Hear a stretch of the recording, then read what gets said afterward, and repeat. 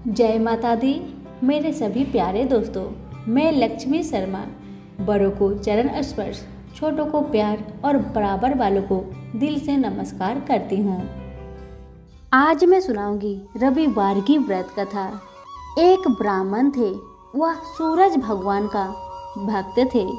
नहाते धोआते, कहानी कहते, पर कुछ भी कमाते नहीं थे। ब्राह्मण घर में ही रहते तो ब्राह्मणी बार बार कमाने के लिए परेशान करती और बाहर कहीं जाने पर अड़ोसी पड़ोसी भी उसे निकम्मा कहकर अपमानित करते। अतः एक दिन वो नहा धोआकर अपने पूजन की सामग्री लेकर जंगल में चले गए। वहां एक सूखे पीपल के पेड़ के नीचे बैठकर पूजा पाठ करने लगे और सूरज भगवान की कथा कहने लगे।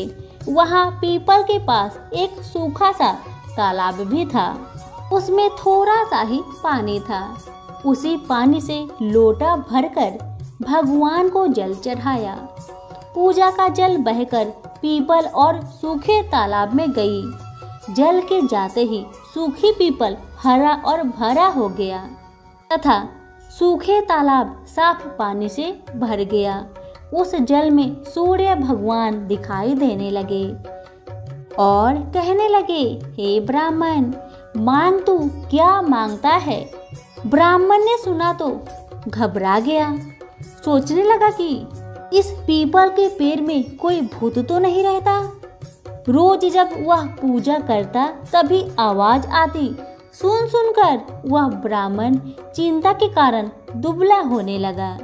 ब्राह्मणी कभी कभी ब्राह्मण से मिलने जंगल में आया करती थी।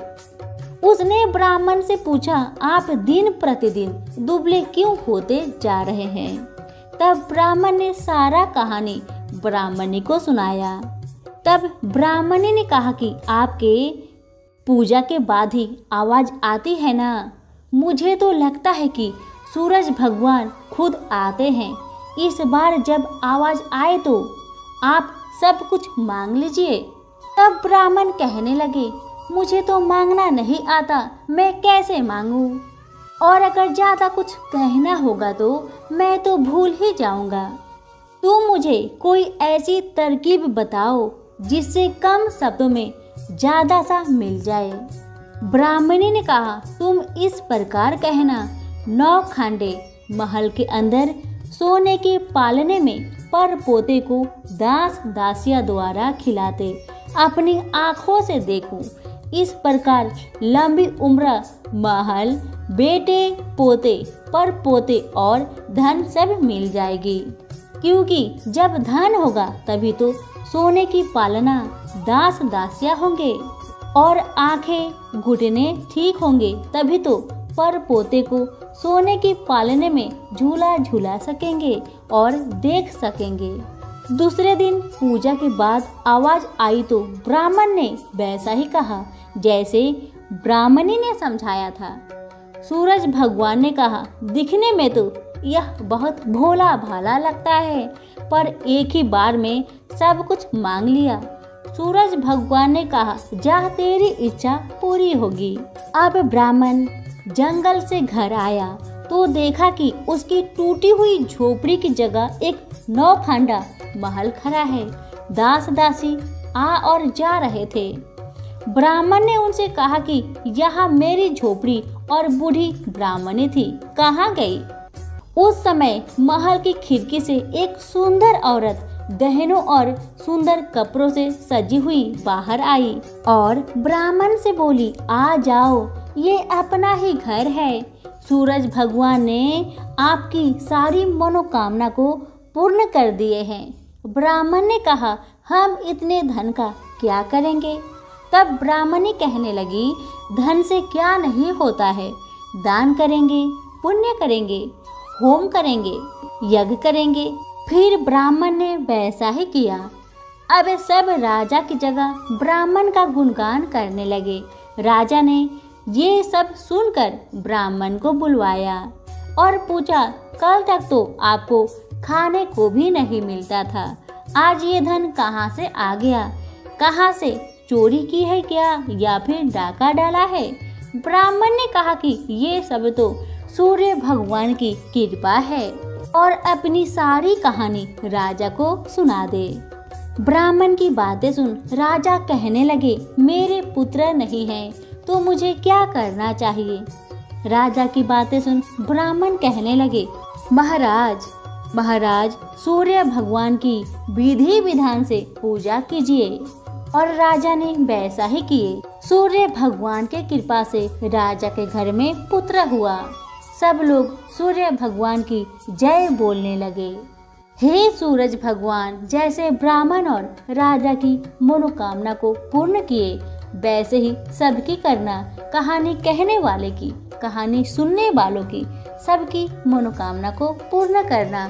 सभी बोले सूरज भगवान की जय हो। जब मथुरा को छोड़कर भगवान श्री कृष्ण ने द्वारिकापुरी का निर्माण कराया तो इस अद्भुत नगरी को देखने की इच्छा से महर्षि दुर्वासा वहां पहुंचे। श्री कृष्ण ने उन्हें अपने महल में ठहराकर उनका आदर सत्कार किया और भोजन कराया। उनकी बातचीत के दौरान कृष्ण के पुत्र सांब ने जब महर्षि का उपहास किया तो दुर्वासा बड़े क्रोधित हुए, लेकिन वे उसे प्रकट न कर पाए। द्वारिकापुरी से लौटने के बाद उन्होंने सारा किस्सा नारद को सुनाकर कहा कि वे सांब को सबक सिखाएंगे। जब नारद द्वारिकापुरी पहुंचे तो उन्होंने श्री कृष्ण से उनकी सेना देखने की इच्छा प्रकट की। सेना देखते समय नारद बोले कि आपकी सेना सांब के बिना शोभा नहीं दे रही, इसलिए आप मुझे सांब को बुलाने की आज्ञा प्रदान करें। आज्ञा मिलते ही नारद जाम्बती के पुत्र सांब को वहां ले आए। अति रूपवती भगवान श्री कृष्ण की रानियां सांब को देखकर परस्पर चुंबन करने लगी। इस पर नारद ने श्री कृष्ण को उस्काते हुए कहा, हे प्रभु, यह सांब बड़ा दुष्चरित्र है।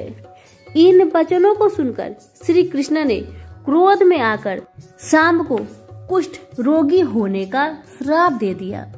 श्राप के कारण सांब तुरंत कुष्ठ रोग से पीड़ित हो गया। कुष्ठ रोगी बनते ही सांब ने दुखित होकर भगवान से अपने अपराध का कारण पूछा तो उन्होंने कहा, महर्षि दुर्वासा का अपमान करने के कारण ही तुम इस अवस्था में पहुँचे हो।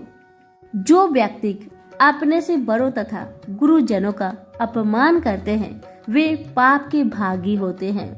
यह सुन सांब ने श्री कृष्ण के चरण पकड़कर कहा, भगवान, मुझे अपने अपराध के लिए क्षमा करे तथा कुष्ठ रोग से छुटकारा पाने का उपाय बताए। तब श्री कृष्ण भगवान ने कहा, तुम रविवार का व्रत करो। गोबर द्वारा भूमि पर गोल मंडप बनाकर लाल पुष्प और लाल अक्षत से सूर्य देव की पूजा करके उन्हें गंगा जल से अर्घ्य दो।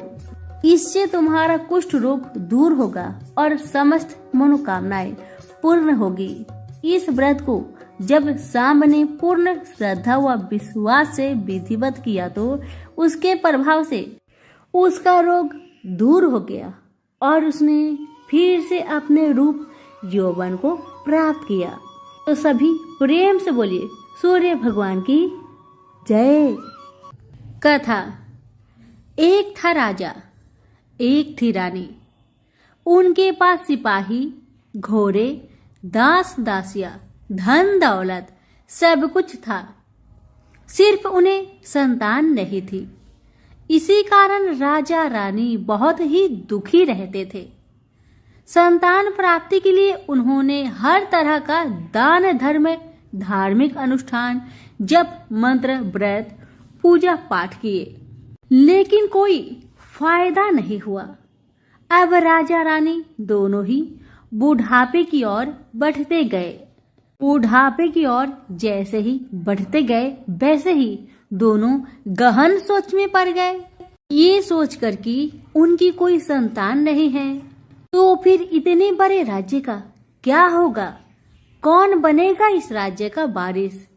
कौन लेगा प्रजा की जिम्मेदारी?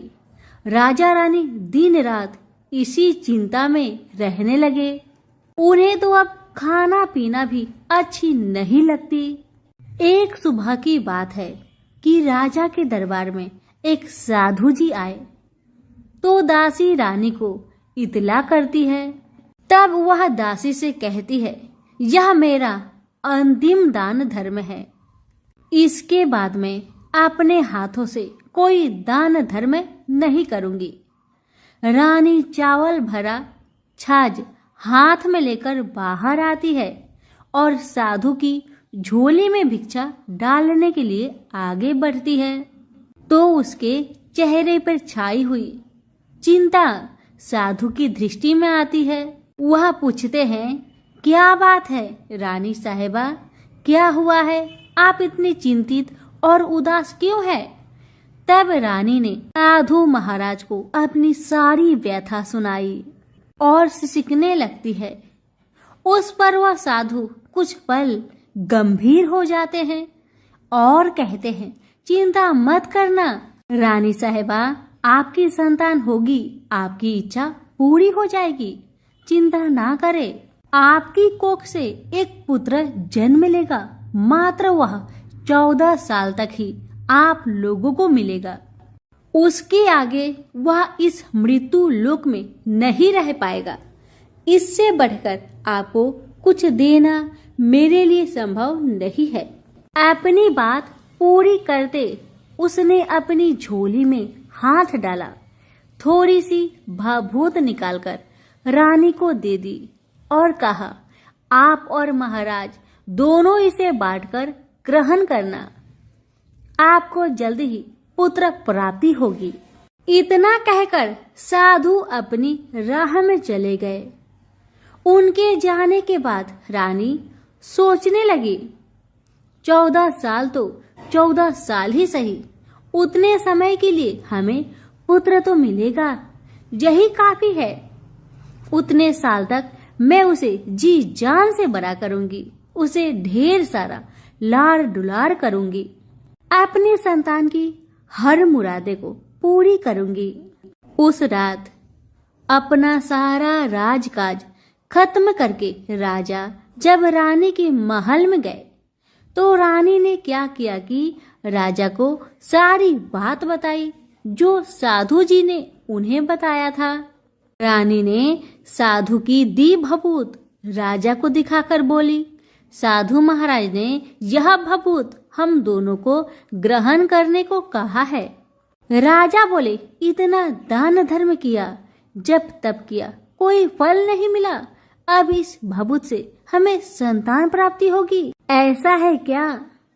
उस पर रानी बोली, जब इतना सब कुछ किया तो अब यह भी सही करके देख लेते हैं। अब बेमतलब की उस साधु के क्रोध को क्यों हम बुलावा दे?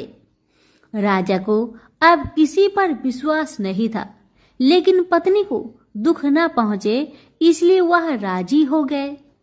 राजा राजी हो गया तो फिर क्या होता है कि राजा रानी दोनों नहाते धोआते हैं, फिर अपने अपने भगवान का स्मरण करते हैं, अपने पुरखों को स्मरण करते हैं और उस साधु महाराज का नाम स्मरण करके वह भभूत बांटकर दोनों खाते हैं।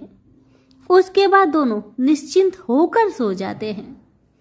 तो कुछ दिन गुजर जाते हैं और साधु द्वारा कहे अनुसार रानी गर्भवती हो जाती है। उस पर राजा रानी दोनों की खुशी का गमन नहीं समाती। राजा रानी से बोला, महारानी सचमुच साधु महाराज की कृपा हो गई। समय बीतते गया, 9 महीना पूरा हो गया तो रानी ने एक सुंदर गोरे पुत्र को जन्म दिया। राजा ने बड़ी धूमधाम से पुत्र का नामकरण किया। सारे राज्य में 8 दिन तक अन्य सतपर्ण रखा, उत्सव मनाया गया। अब पुत्र की कुंडली देखने के लिए राज्य के सबसे विद्वान पंडित जी को बुलाया। पंडित जी आते ही कुंडली देखकर बड़े चिंतित में पड़ गए। और कहने लगे, महाराज, हमारा राजपुत्र सिर्फ 14 साल तक हमारे पास रहेगा। राजा को इस बात की भनक थी ही, रानी को भी साधु महाराज की बात याद थी। दोनों पति पत्नी चुपचाप रहते हैं। उसके बाद राजा और रानी बड़े लाड़ प्यार से बेटे की परवरिश करते हैं, उसकी हर ख्वाहिश पूरी करते हैं। थोड़े समय के लिए ही सही, भगवान ने संतान की अपनी मुरादें पूरी कर दी। इसे वे समाधान मानते थे। राजपुत्र दिन प्रतिदिन बड़ा होता है। जब वह 7 साल का हो जाता है तो राजा एक अच्छे गुरु की नियुक्ति करके उसे पढ़ाई लिखाई, राज्यशास्त्र, शास्त्र विद्या, घोड़सवारी इत्यादि 12 विद्याओं का शिक्षण देते हैं। जब वह सब शास्त्र विद्या में पारंगत हो जाता है और 12 साल की उम्र का हो जाता है, तब एक अच्छी सी राजकन्या खोजकर उसकी शादी कर दिया गया। शादी के 2 साल बीत जाते हैं, बेटा 14 साल का हो जाता है। एक दिन राजपुत्र राजा से बोला, पिताजी, मैं अपना सारा राज्य घूमकर देखना चाहता हूँ। आज तक मैंने सिर्फ इस राजबाड़े के अतिरिक्त कुछ नहीं देखा है। बेटे की बात सुनकर राजा बड़ी चिंतित हुए, क्योंकि पुत्र को 14वां साल शुरू हो गया था। अब कोई अनहोनी होने का वक्त नजदीक आ पहुंचा था, लेकिन राजा ये सब बातें पुत्र को बता नहीं सकता था। वह क्या करता है कि चेहरे पर खुशी लाकर बेटे से कहता है, हाँ हाँ जरूर जाओ बेटा, जरूर। तुम्हें अपना सारा राज्य घूमकर देखना चाहिए, कहाँ क्या है ये सब जानना चाहिए। कल तो मेरे बाद तुम ही को राजा बनना है। मात्र एक बात का ध्यान रखे कि तुम जहाँ जा रहे हो, क्या कर रहे हो, क्या बात अपनी पत्नी को नहीं बताना। पुत्र ने कहा, ठीक है पिताजी, आपने जो कहा है मैं वैसा ही करूँगा।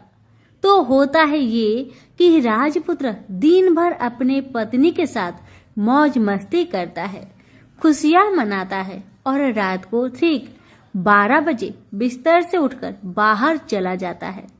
फिर पौ फटने से पहले वापस अपने महल में आकर सो जाता है।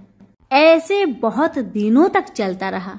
अब पुत्र का 14वां साल खत्म होने में कुछ दिन ही बाकी रहते हैं। इतने में ये होता है कि उसकी पत्नी यानी छोटी रानी रात में जाग जाती है। वह देखती है कि बिस्तर पर राजपुत्र नहीं है।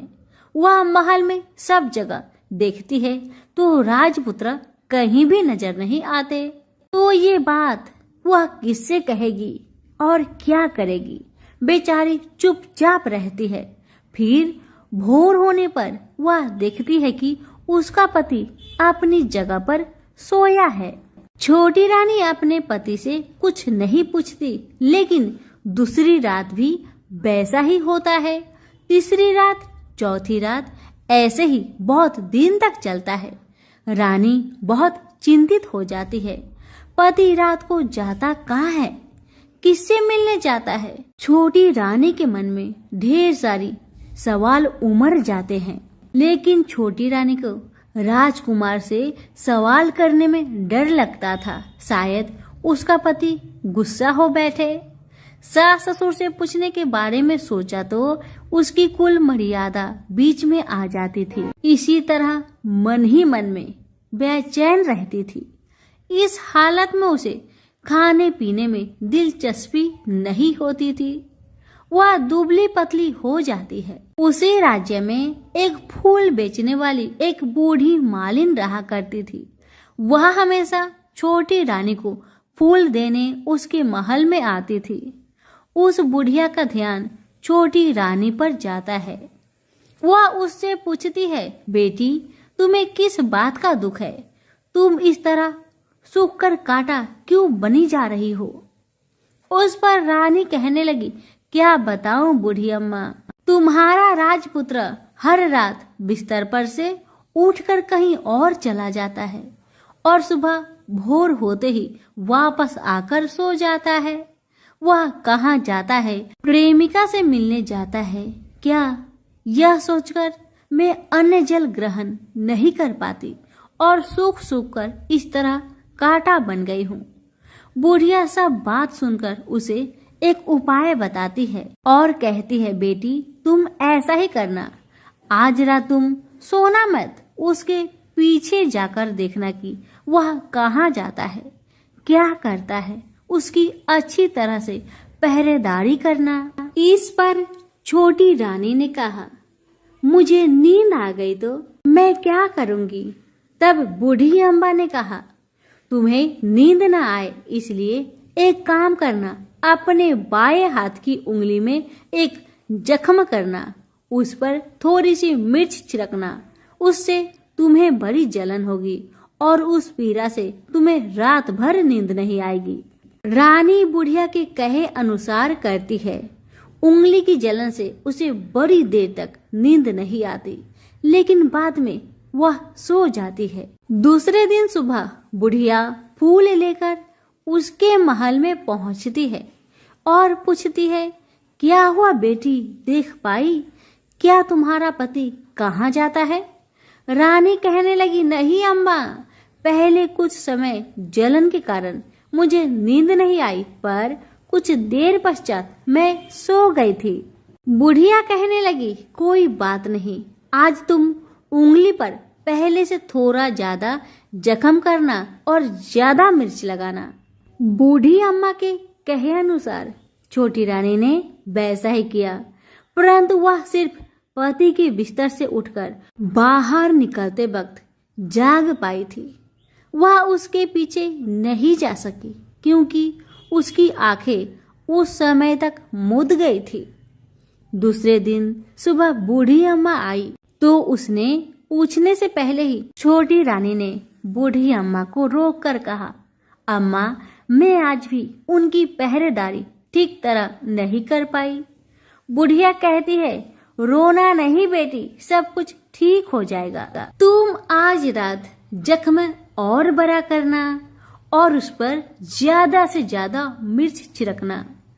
और एक काम करना बेटी, वह जब जाने के लिए निकलता है तो उसका रास्ता रोकना। बुढ़िया ने जैसा बताया रानी ने वैसा ही किया।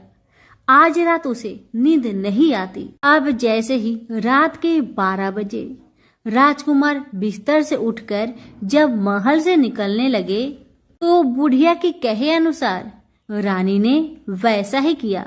दौड़कर जाकर अपने पति का रास्ता रोककर कहने लगी कि कहाँ जा रहे हो, किससे मिलने जा रहे हो, मुझे बताओ।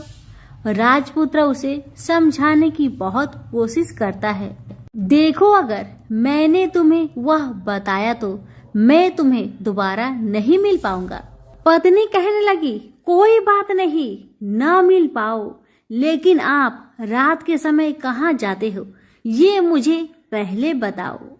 अब राजपुत्र निरुपाय हो जाता है। पत्नी की जिद के आगे उसकी एक नहीं चल पाती। ठीक उसी समय उसका 14वां साल खत्म होकर 15वां साल लगने वाला था। जो होता है वह हो जाने दो, वह सोचता है। कुछ चावल मंत्रों से सिद्ध करके पत्नी को देकर कहता है, इन चावलों के दानों को दोनों हाथों की मुट्ठी में पकड़ना। पहले दाएं हाथ में पकड़े चावल मेरे ऊपर फेंकना, मैं कौन हूँ तुम्हें पता चल जाएगा। बाद में बाएं हाथ में पकड़े चावल मेरे ऊपर फेंकना, मैं जैसा था तुम्हें मिल जाऊंगा।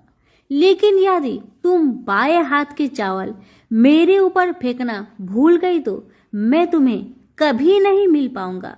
राजकुमारी ने कहा, मैं नहीं भूलूंगी।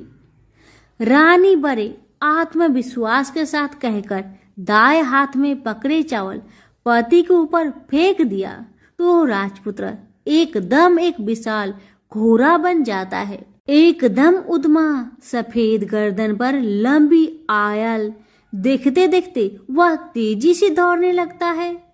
रानी उस घोड़े को एकदम आश्चर्य से देखने लगती है और पति ने बाएं हाथ के चावल फेंकने की जो बात कही थी वह भूल जाती है। उसकी आंखों के सामने घोड़ा महल से बाहर निकलकर चला गया। घोड़ा जो महल से बाहर गया तो वह वापस नहीं आया। अब रानी को बड़ा पश्चाताप हुआ। वह स्वयं को कोसने लगी, लेकिन अब कोई फायदा नहीं होने वाला था। राजपुत्र अब वापस नहीं आने वाला था। सुबह होते ही महाराजा महारानी को सब बात पता चली। उन्हें बहुत दुख हुआ। वे बिस्तर पकड़ते हैं और राह देखते हैं कि एक दिन उनका बेटा वापस आ जाए। इस तरह 1 महीना गुजरा, 2 महीने गुजरे, 3 महीने गुजरे, आखिर 6 महीने पूरे हुए। राजपुत्र का कोई आता पता नहीं लगा। प्रधान राजपुत्र को ढूंढने के लिए राज्य के गांव-गांव सिपाही भेजा गया, लेकिन उन्हें कोई सफलता नहीं मिली। इधर रानी अपनी हठ के कारण पति गायब हो गया, यह सोचकर स्वयं को मन ही मन कोसती रही और प्रण लेती है कि कुछ भी करके पति को ढूंढ लाएगी और उसे वापस घर ले आएगी। एक दिन वह सुबह उठकर सास ससुर के महल में जाती है और कहती है कि मैं अपने पति की खोज में जा रही हूँ। महाराजा महारानी को और क्या चाहिए था, बस उनका बेटा उन्हें वापस मिल जाए। बहू को उन्होंने अनुमति दे दी और कहा कि बेटी तुम्हें जहाँ जाना है जाओ, जो करना है करो, पर मेरा बेटा को लेकर ही वापस आना। भगवान तुम्हें कामयाबी दे। अब रानी क्या करती है कि अपना शाही भेष बदलकर एक सेठानी बन जाती है। कुछ दास दासियों को, कुछ नौकरों को साथ में लिया, कुछ सामान साथ लिया और राज्य की सीमा पर जाकर वहां एक भोजनालय खोल दिया। वह आने वाले सब यात्रियों को खाना मुफ्त में देने लगी। मात्र एक शर्त रखी कि खाने वालों को उसकी देखी कोई अजीब चीज उसकी मालकिन को यानी राजकन्या को बतानी पड़ेगी। तो वहां आने वाला हर नागरिक अपनी तरफ से मैंने यह देखा, मैंने वह देखा कहकर वहां से मुफ्त खाना खाकर जाता था। परंतु रानी को जो बात चाहिए थी वह अब तक किसी से नहीं मिली थी। ऐसे ही कुछ दिन बीत गया तो इधर होता है कि रानी के महल फूल लेकर जाने वाली बुढ़िया के एक बेटा और बहू थे। उनका एक छोटा बेटा था, यानी बुढ़िया का एक पोता था। बेटा और बहू सुबह काम के लिए निकलते थे तो पोते को संभालने की जिम्मेदारियां बुढ़िया पर रहती थी। बुढ़िया दिन भर पोते को संभालती थी। एक दिन होता है कि बुढ़िया को पान खाने की आदत थी, तो पान खाने के लिए चूना चाहिए था। बुढ़िया उसे तैयार करने के लिए सीपियां लेकर आई। इन सीपियों भूनने के लिए गोबर के कंडे चाहिए थे। कंडे इकट्ठा करने के लिए वह बांस की टोकरी लेकर चरवाहे के मैदान में गई। वहां बहुत सारे कंडे थे। उन्हें जमा करते करते उसे घर आने में अंधेरा हो गया। इस और शाम होते ही काम से वापस बेटा बहू घर पहुंचे तो देखा कि बच्चा घर पर अकेला है और रो रहा है। वे दोनों गुस्से से लाल पीले हो गए। इतने में बुढ़िया घर आ पहुंची। बेटा ने पूछा, पोते को घर पर अकेला छोड़कर तुम कहाँ गई थी? बुढ़िया बताने लगी कि मैं गोबर के कांडे इकट्ठा करने गई थी। इस पर बेटा बोला, दोबारा बच्चे को अकेला घर पर छोड़कर यदि कहीं गई तो मैं तुम्हें बहुत पीटूंगा। बुढ़िया कहने लगी, नहीं बेटा, फिर कभी ऐसा नहीं करूंगी। लेकिन दूसरे ही दिन बुढ़िया वह बात भूल गई और फिर चरवाहे के मैदान पर कंडे इकट्ठा करने चली गई। शाम को जब बेटा बहू काम से वापस लौटे तो देखते हैं कि बच्चा घर पर अकेला है और वह रो रहा है। अब उसके बेटे की सहन शक्ति खत्म होने लगी और बुढ़िया के वापस आने पर उसे घर से निकाल दिया। बुढ़िया रात भर घर के बाहर अंधेरे में बैठी रही और सुबह होते ही हाथ में टोकरी लेकर कंडे इकट्ठा करने के लिए निकल गई। उस दिन उस पर कंडे इकट्ठा करने का मानो पागलपन सवार था। कंडे इकट्ठा करते करते जब अंधेरा छा गया उसे मालूम ही नहीं चला। उसे जब ध्यान आया तो गांव का रास्ता भी ठीक तरह से दिखाई नहीं दे रहा था। वह अंधेरे में आंखें फाड़कर देखती है, किसी तरह आगे निकल पड़ी तो क्या होता है कि एक कपिला गाय छन छन की आवाज करते, गले की घंटी बजाते ठुमुक ठुमुक कर उस मैदान पर आ गई। उसे देखकर बुढ़िया सोचने लगी कि इस गाय के पीछे पीछे जाऊंगी तो गांव तक पहुंच जाऊंगी।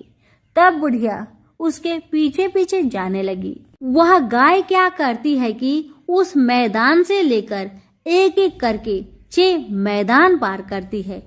आखिर में वह 7वें मैदान पर पहुंचती है तो वहां क्या होता है कि उस मैदान पर एक बड़ा सा पत्थर है। गाय जाकर उस पत्थर को अपना सींग मारती है। सींग मारा तो वह पत्थर टूट गया और हट गया और पाताल में नीचे जाने की सीढ़ियां दिखाई देने लगी। तब वह गाय उन सीढ़ियों से नीचे जाने लगी। बुढ़िया वह सब देखती रही और झट जाकर गाय की पूंछ को पकड़ लिया। पूंछ पकड़कर वह गाय के साथ नीचे पाताल पहुंच गई। पाताल में पहुंचते ही तुरंत गाय की पूंछ छोड़ दी और इधर उधर देखने लगी। वहीं से बुढ़िया ने देखा कि पाताल में सब जगह जगमगाहट है, दिया दीप जलते हैं और तेज रोशनी गाय के ऊपर पड़ रही है और वहां अद्भुत घटनाएं घटने लगी। गाय के नीचे जाते ही उसके गले में अपने आप सांकल पड़ गई और छमछम करके कोई दूधाड़ी में गाय का दूध दोहने लगी। लेकिन जो भी कोई वह कर रहा है वह मात्र दिखाई नहीं दे रहा। बुढ़िया बहुत घबरा गई, कहाँ आकर फंस गई। वह सोचने लगी कि और यहाँ वहां छिपने के लिए जगह ढूंढने लगी, लेकिन उसे कहीं भी जगह नहीं मिली। हर जगह उजाला ही उजाला था। तो वह यो एक कोने में खड़ी रह गई और जो कुछ सामने हो रहा था उसे चुपचाप देख रही थी। कुछ पल के बाद वहां झट से एक उम्दा सफेद घोड़ा आया। वहां 2 कुंड थे, उसमें से एक कुंड में उस घोड़े ने छलांग लगाई और ऊपर आ गया। अब उसे राजपुत्र का रूप प्राप्त हो गया। राजपुत्र बनने के बाद उसने दूसरे कुंड के पानी में स्नान किया, वहां रखे नए कपड़े पहने। नजदीक ही एक सुंदर पलंग था, उस पर आकर बैठ गया। उसके सामने अपने आप 5 पकवानी की थाली आ गई, दूध की एक प्याली आ गई, पान सुपारी आ गए। उसके सामने एक दिया जलता रहा। राजपुत्र ने खाना खाया, दूध पिया, पान सुपारी खाया और बिस्तर पर लेट जाने से पहले सूर्य देव का स्मरण करके सामने जलते हुए दिए से पूछा, दिए दिए दीप कर मेरे माता पिता क्या कर रहे हैं? दिया बताने लगा, बेटे के शोक में डूबे हैं। राज्य कौन संभाल रहा है? राज्य प्रधान संभालता है। मेरी पत्नी क्या करती है? दिया बोला, उसने चौराहे पर भोजनालय शुरू किया है और आते जाते लोगों से वह नई खबर के बारे में पूछती है। दिए के यह कहते ही राजपुत्र कहने लगा, ठीक है। उसके बाद वह सो गया। बुढ़िया कोने में खड़ी रहकर यह सब देखती रही। ऐसी अद्भुत घटना उसने जिंदगी में पहली बार देखी थी। उसे अंदर ही अंदर चुलबुलाहट होने लगी। वह अपनी भूख प्यास भूल गई और आगे क्या होता है कि उसे उत्सुकता से देखने लगती है। लेकिन उसके बाद और कुछ घटनाएं नहीं घटती।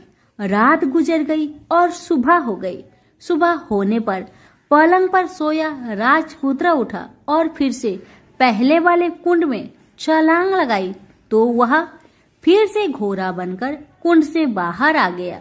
बाहर आते ही वह तेजी से उस पाताल नगरी से बाहर निकल गया, लेकिन वह कहाँ गया बुढ़िया को कुछ पता नहीं चला। उसके बाद पिछली रात की तरह कोई उस गाय का छमछम करके दूध दुहने लगा। जैसे ही दूध दुहाना खत्म हुआ, उसके गले की साकल अपने आप खुल गई और वह गाय तेजी से ऊपर जाने लगी, सीढ़ियां की ओर भागने लगी।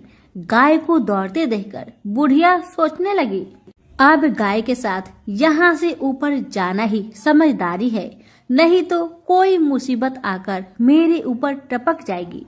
झट से उसने गाय की पूंछ पकड़ ली और गाय के साथ ऊपर आ गई। गाय जब ऊपर मैदान में पहुंची तो उस सुरंग का रास्ता अपने आप बंद हो गया और उसके मुंह पर एक बड़ा सा पत्थर पूर्ववत खड़ा हो गया। ऊपर आकर वह गाय जंगल की ओर निकल गई तो इधर बुढ़िया एकदम बावली सी हो गई। उसने पाताल नगरी में जो कुछ देखा वह जल्दी से जल्दी किसी को बताने के लिए उतावली हो उठी। उसे एकदम याद आया है कि नगर की सीमा पर कोई औरत भोजनालय चलाती है और नई बात बताने वालों को अच्छा खाना पीना मुफ्त में देती है। वह सोचने लगी कि क्यों न मैं यह बात उस औरत को जाकर बताऊं। यदि उसे यह बात पसंद आ गई तो बाकी जीवन खाने पीने की झंझट से मुक्ति मिलेगी। बुढ़िया ने मन में तय किया और तुरंत उस भोजनालय के द्वार पर टंगे नगाड़े के सामने खड़ी हो गई और जोर जोर से नगाड़ा बजाना शुरू किया। नगाड़े का इस तरह शोर सुनकर मालकिन यानी छोटी रानी मन से प्रसन्न हो जाती है कि शायद कोई बड़ी बात लेकर यहाँ आया है। रानी सिपाहियों को आदेश देती है, जाइए और जो कोई आया है उसकी अच्छी खातिरदारी कीजिए। आदेश पाते ही सिपाही नीचे दौड़ गए तो एक बुढ़िया नगाड़ा बजा रही है। उन्होंने पूछा, क्यों रे बुढ़िया, क्या हुआ, क्यों नगाड़ा बजा रही हो? बुढ़िया बोली, कुछ नहीं बेटा, यहाँ खाना मिलता है ना, इसलिए आई हूँ। बुढ़िया ने सिपाहियों से बोला, खाना मिलेगा? सिपाही बोले, हाँ मिलेगा, लेकिन तुझे कोई नई बात बतानी पड़ेगी। बुढ़िया बोली, हाँ बताऊंगी, एक बात मालूम है मुझे। इस पर सिपाही उसे अंदर लेकर आए। उनको मालकिन का आदेश था कि जो कोई बूढ़ा बुजुर्ग वहां आए उनके साथ अच्छी तरह पेश आना, उनका अच्छा आदर आतिथ्य करना। तो सिपाही ने इस बुढ़िया का भरपूर आदर आतिथ्य किया। उसे बड़ी सी थाली भरकर व्यंजन परोसते हैं। बुढ़िया कुछ दिनों से भूखी थी, वह खाने पर टूट पड़ी। खाना खाने के बाद सिपाही ने उसे नई साड़ी पहनने को दी। उसके बाद उसे लेकर रानी के पास आए। बुढ़िया और रानी ने तुरंत एक दूसरे को पहचान लिया। बुढ़िया बोली, बेटा तुम हो? और रानी बोली, बूढ़ी अम्मा आप है? बड़ी देर तक दोनों भली भांति की बातें करती रही। आखिर कुरवनी बुढ़िया से कहने लगी, अम्मा अब बताओ तुमने क्या बात नई देखी है? बुढ़िया बोली, मैंने कोई नई बात देखी नहीं है, वह तो मेरे पास तुम्हें देने के लिए खाने के लिए पैसे नहीं थे, इसलिए मैंने झूठ कहा और नगाड़ा बजाया। रानी ने कहा, अम्मा घबराना नहीं, मैं किसी को तुम्हारा नाम नहीं बताऊंगी। फिर भी बुढ़िया मैंने क्या देखा, कब देखा करके आनाकानी करने लगी। इस पर कुंवर रानी ने उससे कहा, देखो अम्मा, यदि तुमने मुझे वह नई बात बताई तो मैं जिंदगी भर तुम्हारी देखभाल करूंगी, तुम्हें रानी माता की तरह रखूंगी। अब बुढ़िया बताने को तैयार हो गई। उसने जो कुछ उस चर गवाहे वाले मैदान पर देखा था वह सब कुछ कुंवर रानी को बता दिया। बुढ़िया की वे बात सुनकर कुंवर रानी को यकीन हो गया कि वह राजपुत्र उसी का पति है। वह तुरंत बुढ़िया से कहने लगी, अम्मा मुझे उस जगह पर ले चलो। तब बुढ़िया बोली, नहीं बेटी, वह पाताल राज्य है, साफ है, यदि किसी ने तुम्हें देख लिया तो तुम्हारी जान खतरे में पड़ सकती है। लेकिन रानी उसकी एक भी नहीं सुनती। उसे उस जगह ले जाने के लिए हठ करने लगी। आखिर में बुढ़िया ने उसका कहना मान लिया और कहने लगी, ठीक है, मैं तुम्हें वहां लेकर चलती हूँ, पर आज नहीं, कल वहां जाना है तो शाम को ही जाना होगा। तो दूसरे दिन दोपहर को रानी बुढ़िया के साथ उस मैदान पर गई और एक जगह छुपकर गाय की आने की राह देखने लगी। दिन ढलते ही अंधेरा घेरने लगा है और गाय हमेशा की तरह वहां आ गई। मैदान के उस कोने में जाकर उसने पत्थर पर सींग मारा तो झट से पत्थर हटकर वहां सुरंग में जाने का रास्ता खुल गया। गाय उस रास्ते से नीचे उतरने लगी तो बुढ़िया रानी से कहने लगी, जल्दी आगे बढ़ो बिटिया, हम गाय की पूंछ पकड़कर नीचे उतरेंगे। तो दोनों गाय की पूंछ पकड़कर नीचे उतर गई। बुढ़िया पहले जिस कोने में छिपी हुई थी उसी कोने में छिप गई। अब नीचे सब कुछ पहले जैसा घटित हो रहा था। गाय के गले में अपने आप साकल पड़ गई। कोई अदृश्य रूप से उसका दूध दोहने लगा। एक सफेद उद्मा घोड़ा ने आकर एक कुंड में छलांग लगाई तो राजपुत्र के रूप में ऊपर आया। वह राजपुत्र दूसरे कुंड में नहाने लगा। बाद में उसके सामने खाने की थाली आ गई, दूध की प्याली आ गई, पान बीरा आ गई।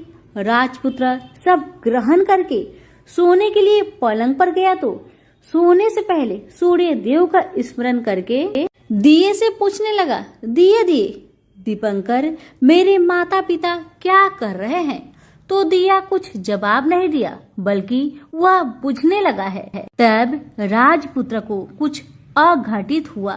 इसका संदेह हो गया कि वह उदास हो गया और जो कुछ हुआ है वह हो जाने दो, ऐसा सोचकर सोने के लिए बिस्तर पर लेट गया। अब रानी का संयम छूट गया। वह दौड़कर पति के पास गई और उसके पैर पकड़ने के लिए आगे बढ़ने लगी। राजपुत्र तुरंत ही पत्नी को पहचान लिया। वह झट से पीछे हट गया और चिल्लाने लगा, नहीं नहीं, मुझे मत छूना, सर्वनाश हो जाएगा। रानी दोनों हाथ जोड़कर पति से अपनी भूल स्वीकार करने लगी। स्वामी, मुझसे भूल हो गई है। मुझे आपसे नहीं पूछना चाहिए था कि आप रात को कहाँ जाते हो। मैं अपनी भूल स्वीकार करती हूँ। मुझे मेरी भूल की सजा मिल गई है। अब आप घर चले। आपके वियोग में आपके माता पिता ने बिस्तर पकड़ लिया है। आपकी प्रजा भी बहुत दुखी है। उस पर राजपुत्र कहने लगा, वही तो, एक बार तुम गलती कर बैठी हो, अब दोबारा मत करना, नहीं तो अब मैं तुम्हें जो दिख रहा हूँ वह भी नहीं दिखूंगा। रानी अब विलाप करने लगी, जोर जोर से जमीन पर सिर पटकने लगी। राजपुत्र के मन में उसके प्रति दया उत्पन्न हो गई। वह उससे कहने लगा, यदि तुम मुझे पाना चाहती हो तो तुम्हें एक काम करना होगा। काम कठिन है, लेकिन वह तुम्हें अकेले करना होगा। कहो स्वामी, आप क्या कहते हैं? कितना भी कठिन काम हो मैं पूर्ण करूंगी। रानी कहती है। इस पर राजपुत्र ने उसे बताया, इस पाताल से ऊपर जाते ही तुम्हें एक घना जंगल नजर आएगा। ऐसे 6 जंगल पार करने के पश्चात 7वां जंगल मिलेगा। वह जंगल सबसे घना है। उस जंगल में बीचों बीच एक पीपल का पेड़ है। उसके आसपास की जगह पत्ते, फंदे, जटाए, कांटे इत्यादि से ढक चुकी है। वहाँ बाघ, शेर, भालू, सांप सभी धमा चौकड़ी बैठी है। तुम्हें उन सबको भगाकर वह जगह साफ करनी है। उसकी गोबर से लिताई करके पवित्र बनाना है। रंगोली से सजाना है। उसके बाद वहाँ धूप, कपूर, अगरबत्ती जलानी है। फूल कुमकुम से पेड़ की तने की पूजा करनी है। दूध दही से बने चावल का भोग चढ़ाना है। यह सब तुम्हें दोपहर के 12 बजने के पहले करना होगा। 12 बजने के समय तुम्हें उस जगह पर बैठकर सूर्य भगवान का ध्यान करना होगा। ठीक 12 बजे सूर्य भगवान का रथ वहां उतरेगा। वे वह सब देखकर खुश हो जाएंगे और कहेंगे, जिस किसी ने यह सब किया है उसे मैं मनचाहा फल दूंगा। तो तुम सामने जाकर उसके रथ का दाहिना घोड़ा मांगना, मैं तुम्हें मिल जाऊंगा। इतना बात कहकर राजपुत्र अपने पलंग पर सो गया और छोटी रानी भोर होने की राह देखने लगी। भोर होते ही वह बुढ़िया के साथ गाय की पूंछ पकड़कर ऊपर आ गई। ऊपर आने के बाद वह बुढ़िया से कहने लगी, अम्मा अब मैं अकेले ही आगे जाऊंगी, तुम भोजनालय वापस जाओ। वह जंगल में जाकर राजपुत्र की बताई जगह ढूंढने लगी और स्वयं आरी से वह जगह साफ कर दी। बाद में राजपुत्र ने जैसे बताया वैसी लिपाई पोताई करके वापस आ गई। दूसरे दिन पौ फटने से पहले ही और जंगल में उस जगह पहुंची। वहां जाकर इत्र गुलाब का पानी छिड़ककर वह जगह सुगंधित की। धूप अगरबत्ती जलाकर उसे पवित्र किया और पूजा की। सब सामग्री वहां तैयार रखकर सूर्य भगवान का ध्यान करने बैठ गई। जैसे कि पति ने बताया था, दोपहर को ठीक 12 बजे सूर्य भगवान का रथ उस पीपल के पेड़ पर आकर रुका है। सूर्य भगवान ने जब रथ से नीचे देखा तो सुगंधित वातावरण देखकर बहुत खुश हुए और फिर बोले, जिस किसी ने यह काम किया है वह यहाँ आकर मुझसे कुछ भी मांगे, मैं उसे दूंगा। रानी ने जब ये शब्द सुना तो बिना समय गवाए दौड़कर उनके सामने आ गई और उनको साष्टांग नमस्कार करके बोली, भगवान वह मैं ही हूँ, मैंने यह जगह साफ की है। भगवान बोले, अच्छा तो तुम्हें जो चाहिए वह मुझसे मांगो। तो छोटी रानी बोली, भगवान मुझे आपके रथ का दाहिना घोड़ा चाहिए। सूर्य भगवान बोले, नहीं नहीं, मैं तुम्हें और कुछ भी दे सकता हूँ, लेकिन यह घोड़ा नहीं दे सकता। मेरे रथ के 12 घोड़े हैं, तुम चाहो तो कोई और घोड़ा ले लो, लेकिन दाहिना घोड़ा नहीं, वह मैं तुम्हें नहीं दे सकता। छोटी रानी ने एक नहीं सुनी। वह सूर्य देव से एक ही बात कह रही थी, वही दाहिना घोड़ा दे दीजिए, नहीं तो मैं आपके पैरों में गिरकर अपनी जान दे दूंगी। अब सूर्यदेव धर्म संकट में पड़ गए। उन्होंने वचन दे दिया था, अब अपने वचन से पलट भी नहीं सकते थे। भगवान ने कहा, ठीक है, दे दिया तुम्हें घोड़ा। सूर्यदेव ने कहा, फिर एक बात और भी कही, देखो मैंने तुम्हें घोड़ा तो दिया है, लेकिन वह तुम्हें यहाँ नहीं मिलेगा, तुम्हें उसे पाताल में जाकर लाना होगा। रानी बोली, पाताल में ही क्या भगवान, मैं उन्हें पाने के लिए कहीं भी जा सकती हूँ। रानी को वचन देकर सूर्यदेव अपने मार्ग से चले गए और इधर रानी जंगल से अपने भोजनालय में आ गई। फिर वह बुढ़िया को लेकर उस मैदान पर आ गई। जल्दी ही शाम हो गई। शाम होते ही वहां वह गाय आ गई और उसने सींग मारकर सुरंग का पत्थर हटाया तथा नीचे उतरने लगी। रानी और बुढ़िया जल्दी जल्दी उसकी पूंछ पकड़कर नीचे उतर गए। नीचे पाताल में सब घटनाएं पहले की तरह ही घटने लगी। घोड़े का एक कुंड में नहाकर राजपुत्र बन जाना, नहा धोकर पलंग पर जाकर बैठना, तो उसे खाने की थाली, दूध की प्याली आना, पान पीरा आना। लेकिन आज एक बात नई घटी। आज 2-2 थाली, 2-2 दूध की प्याली, 2-2 पान पीरे उसके सामने आए। वह कुछ नहीं बोला। अपने हिस्से की थाली खाकर, दूध पीकर और पान पीरा चबाकर वह सोने चला गया और हमेशा की तरह दिए से पूछने लगा, दिए दिए दीपंकर, मेरे माता पिता कैसे हैं? दिया बताने लगा, वे दोनों तुम्हारे शोक में मरने की स्थिति में पहुंच गए हैं। राजकुमार ने कहा, ऐसा? झट से उसकी आंखों से आंसू टपकने लगे। फिर वह पूछने लगा, दिए दिए दीपंकर, मेरा राज्य कौन चला रहा है? दिया बोला, तुम्हारा राज्य प्रधान चला रहा है और वह सब कुछ हड़प चुका है। वह प्रजा पर बहुत अत्याचार कर रहा है। सुनकर राजपुत्र को बहुत गुस्सा आया। वह गुस्से से अपनी मुट्ठी भींचने लगा। अब वह पूछने लगा, दिए दिए दीपंकर, मेरी पत्नी क्या कर रही है? अब दिया कुछ नहीं बोला, चुपचाप रहा। अब रानी का संयम जवाब दे गया। वह दौड़कर पति के गले लग गई। अब मैं तुम्हें मिल गया, राजपुत्र कहने लगा। सच कहते हो, अब आप फिर से घोड़ा तो नहीं बनोगे ना? पत्नी ने कहा। पति ने कहा, नहीं, दोबारा घोड़ा नहीं बनूंगा मैं।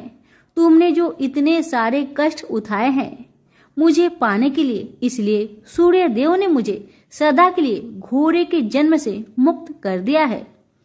राजपुत्र ने बड़े प्यार से कहा और उसे गले लगाया।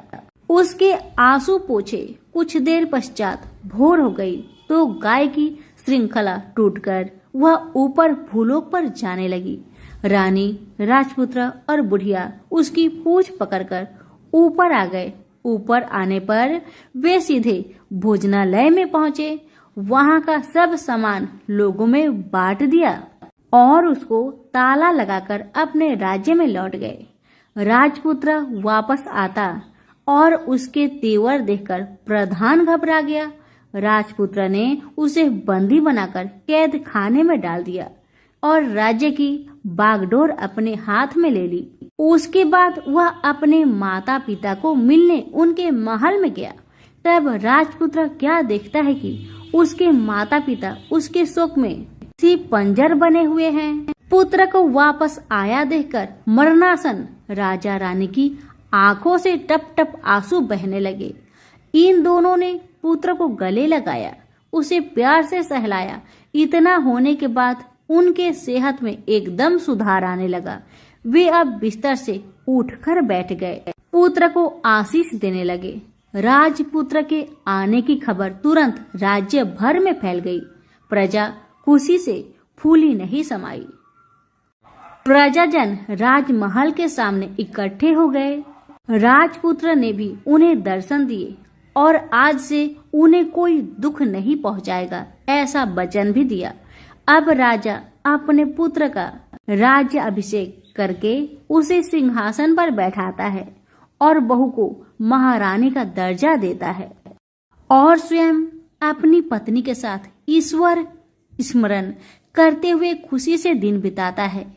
महाराज बना राजपुत्र अच्छी तरह से राज्य चलाने लगा और अपनी पत्नी के साथ सुख शांति से जीवन बिताने लगा।